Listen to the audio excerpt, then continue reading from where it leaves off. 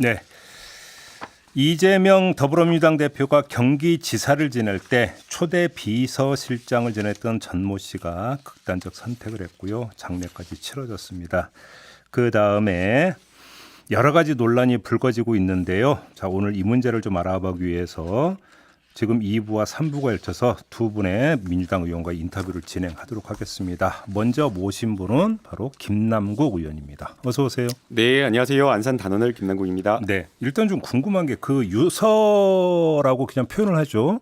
혹시 유서 내용 파악하셨습니까? 아니요, 저희는 유서 내용을 전혀 파악하지 못했고요. 예. 보도된 내용에 따르면 유가족 측에서 예. 경찰에 유서 내용이 공개되는 것을 원하지 않는다라는 표시를 했다라는 것을 간접적으로 접했습니다. 그러면 일부 지금 보도가 되고 있는 것은 유족 측에서 제공한 일부 내용 이렇게 봐야 되는 겁니까? 어떻게 봐야 되는 유족 거예요? 측에서 제공한 그 내용은 아니라고 보이고요. 그러면 아마 언론이 알 수가 없잖아요. 그러면 경찰이나 이런 어떤 수사기관을 통해서 나오지 않았을까라는 생각이 듭니다. 뭐 저희 보도되는 어떤 여러 기사들의 내용들을 보면 유족 측에서는 강하게 유서 내용이 보도되는 것을 원치 않았다라고 이렇게 이야기를 하고 있습니다. 그러면 유족 측에서 제공한 내용도 아니고 경찰 쪽에서 흘러나온 내용 같다라는 말씀이시죠? 그렇지 않을까라는 생각이 듭니다. 예. 아무튼 근데 보도에 나오고 있는 유서 내용이라고 하는 게 이제 정치를 내려놓으시라. 더 이상 희생은 없어야 된다. 뭐 이런 내용이라고 하는 거고 결국은 이재명 대표를 향한 말, 이재명 대표를 원망하는 내용인 것처럼 좀 보도가 되고 있는데 이건 어떻게 받아들이십니까? 이제 전원으로 이렇게 이야기가 되고 있어서 실제 유서 내용이 공식적으로 공개된 것이 아니라 이것을 놓고 정치적 억측을 하는 것은 조금 무리가 아닌가라는 생각이 듭니다. 특히나 사건에 대해서 유가족의 어떤 장례를 치르는 와중에 여야 할 것 없이 정치권에서 이것을 가지고 뭐 프레임을 잡아서 비판의 소재로 잡는다는 것 자체가 좀 부적절한 모습이라고 생각이 되고요. 지난번 대선 과정에서도 사실은 특정 어떤 고발인이 안타까운 어떤 사망이 있었는데 네. 그 사인이 밝혀지기도 전에 그것을 가지고 정치적으로 공격하는 일이 있었습니다. 이러한 것은 정말 여야 간에 결코 있어서는 안 되는 일이라고 생각이 됩니다. 그러면 역으로 지금 의원님의 그런 말씀에 따르면 고인이 왜 이런 선택을 했는지를 지금 전혀 모르는 상황이잖아요. 그러면 역으로 이재명 대표가 검찰의 강압 수사 때문인 것처럼 그러니까 이야기를 했던 것도 추정에 불과한 것 아니겠습니까? 네, 추정이라고 볼 수가 있는 거고요. 예. 거기에 대한 원인을 가지고 이제 저희가 논할 수 있는 건데 예. 이런 어떤 안타까운 죽음이 처음 있었던 게 아닙니다. 예, 그렇죠. 예, 그래서 뭐 여러 가지가 이야기가 나오고 있지만 결국에는 검찰의 강압 수사 이런 어떤 수사와 관련된 부분에 대해서 심리적 압박을 느끼고 안타까운 선택을 한 것이 아닌가라는 생각이 듭니다. 이런 어떤 정말 있어서는 안 되는 그런 어떤 안타까운 일이 꼭 특수부 수사 이런 부분에 있어서 좀 주로 많이 발생했던 것 같습니다. 근데 좀 거기서 제가 이해가 안 되는 예. 게 지금 보도에 따르면 고인이 한번 검찰을 불러서 수사를 받은 게 성남 FC 관련이라면서요. 예, 그래서 이제 그 부분을 저희가 확인을 해봐야 되는 것인데요. 예. 특수부 수사에서 저도 제가 직접 경험한 건데 어떤 사람을 참고인으로 불러가지고 직장인인데 일반 직장인을 참고인으로 불러서 무려 30여 차례 수사를 했다라는 겁니다. 그래서 본인도 보도를 볼 때는 도대체 왜 검찰에 불려나가서 사람들이 극단적인 선택을 하는지 이해를 못했었는데 본인이 그렇게 참고인 조사로 피의자로 전환할 수 있다, 막 구속영장을 치겠다라는 식의 검찰의 압박이 있다 보니까 그런 어떤 극단적을 선택한다라는 것을 이해했다라는 겁니다. 네, 지금 얘기는 이제 고인 얘기 제가 말고 이제 다른 특수부 수사와 관련돼서 들은 이야기입니다. 그래서 실제 직접 제가 경험한 거고요. 결국에는 검찰에서 원하는 진술을 받아내기 위해서 계속해서 피의자를 불러내고 참고인으로 불러내고 수차례 불러내고 이런 식의 어떤 그 강압적인 수사가 그런 비극적인 어떤 선택을 하게 만드는 것으로 보이기 때문에 이런 부분은 정말 철저하게 검찰이 바뀌어야 되지 않나라는 생각이 바로 듭니다. 그 지점인데 성남 FC와 관련해서 불러서 조사를 성남 FC 건을 기소를 했잖아요. 그렇죠? 그러면 고인 같은 경우는 아직 기소는 안 됐군요. 아직. 예. 고인 같은 경우는 지금 일단 기소 대상은 아닌 것으로 지금까지 어떤 보도만 종합해 놓고 본다면 그러면 성남 FC 건과 관련해서 고인이 압박감을 느낄 이유가 과연 있을까라고 하는 또 그러니까 그 생각도 들 법하거든요. 기소가 안 됐다라고 해서 압박감을 안 느끼냐? 그건 아닐 거라고 보이고요. 검찰에서 이제 자주 이제 수사 기법으로 특히나 이제 특수 수사 기법이다라고 하면서 적용하는 것이 구속을 할 것이다 말 것이다. 또는 앞으로 향후에 별건으로 또 추가 기소할 것이다. 이런 식으로 해서 피의자나 참고인을 압박하는 것을 계속 저희가 이건 뭐 보도를 통해서 사실을 확인한 것이기 때문에 알겠습니다. 이러한 부분에 대해서 상당한 좀 압박을 느꼈던 것이 아닌가 생각이 듭니다. 어차피 지난주 금요일에 사실 저희가 현장 최고위가 있었습니다. 많은 의원님들도 깜짝 놀랐다라고 했는데요. 그날 보통 이제 현장 최고위를 하면 지자체 단체에서 하는데 경기도청에서 하지 않고 그날은 경기도의회에서 현장 최고위를 했습니다. 그래서 왜 그런가 봤더니 경기도청을 압수수색을 무려 2주 이상 2주 이상 계속했다라는 겁니다. 아예 검찰이 거기에 상주 사무실까지 놓고 압수수색을 계속했다라고 하는데 네? 진짜요? 예. 확인하신 거예요? 네, 확인한 겁니다. 아니 압수수색인데 상주 사무실로 놓는다는 게 말이 되는 얘기예요? 그러니까요. 그래서 헌정사상 이런 일이 있었냐라는 겁니다. 특히나 김동연 도지사 사무실 같은 경우에는 이미 수년 전에 일이 있었던 거기 때문에 지금 현재 현직의 김동연 지사의 사무실 압수수색할 필요도 없고 또 특히나 컴퓨터가 교체됐다는 사실까지도 검찰에 알렸는데도 불구하고 또 김동연 지사 사무실까지 압수수색했다는 겁니다. 알겠습니다. 그러니까 결국에는 정적을 제거하고 계속해서 주변까지 먼지털이식 이런 수사가 이런 어떤 강압 수사가 이런 어떤 비극적인 사태를 불러온 건 아닌가. 지금 말씀하신 건데 의견의 영역이라 사실의 영역이라 제가 다시 한번 확인 질문 드리겠는데요. 정정하실 수 있는 기회도 되는 건데요. 정말로 상주 사무실을 차린 게 맞습니까? 제가 확인한 바에 따르면 그렇습니다. 그래요? 예. 비공개 제가 이야기 들었을 때는 거기에 아예 사무실을 차려서 했다라고 하고 알겠습니다. 있습니다. 일단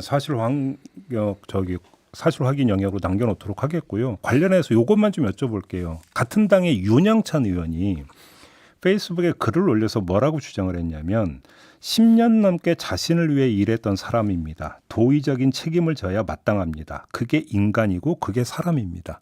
이렇게 지금 주장을 했거든요. 어떤 말씀 주시겠습니까? 본질이 아닌 문제를 가지고 이제 격가지를 좀 건드는 거 아닌가라는 생각이 듭니다. 앞서 저희가 논의했듯이 당연히 뭐 이런 부분에 대해서 누구보다도 슬퍼하고 안타까워하고 마음이 아파할 분이 바로 이재명입니다.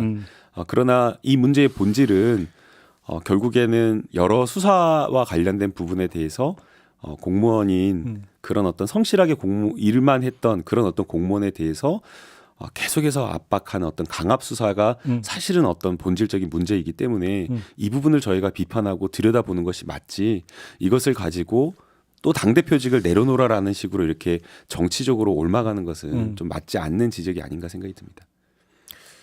그러면 그 당내 일각에서 일부 의원들이 이재명 대표의 거취를 입에 올리는 것 자체는 전혀 어떤 진지하게 숙고할 어떤 대상 거리가 안 된다 이렇게 지금 정리를 해서 이해를 하면 되겠습니까? 당내 여러 의원님들께서 의견을 주시는 것들은 물론 귀담아 들어야 된다고 생각이 됩니다. 그러나 지금 이런 어떤 안타까운 죽음을 가지고 또 당대표직을 내려놓으라라고 이야기를 하는 것은 좀 적절하지 않다라고 생각이 됩니다. 예. 이런 보도가 있었더라고요. 법원행위 잦아지는 올해 연말쯤에 대표직에서 물러나는 질서 있는 퇴진이 논의되고 있다. 3월 10일자 문화일보 기사라고 하는데 사실 무근인 전혀 근거 없는 기사입니까? 전혀 근거가 없다라고 생각이 되는데요. 그러니까 만약에 정말 당대표직에서 물러나야 될 상황이다라고 한다면 아마 그러한 어떤 여건이나 상황이 조성이 돼야 되는 거 아닌가 생각이 듭니다. 아마 이제 이런 어떤 기사를 추측성 기사를 써내는 사람들은 대개 이제 문재인 대통령님이 2015년 그때 당대표 할 때를 상정해 두고 아마 고민을 하는 것 같습니다. 근데 이제 그때 상황과 지금은 완전히 다른데요. 그때 이제 문재인 대통령님이 당대표를 하면서 1년 동안 이끌었을 때 굉장히 어려움이 많았습니다. 네네. 우선은 당 지지율 자체가 20% 초반에 불과해가지고 1년 내내 20% 초반에 지지율이 그 정도가 유지되는 상황이었거든요. 그리고 내부로부터 굉장히 분열이 심했습니다.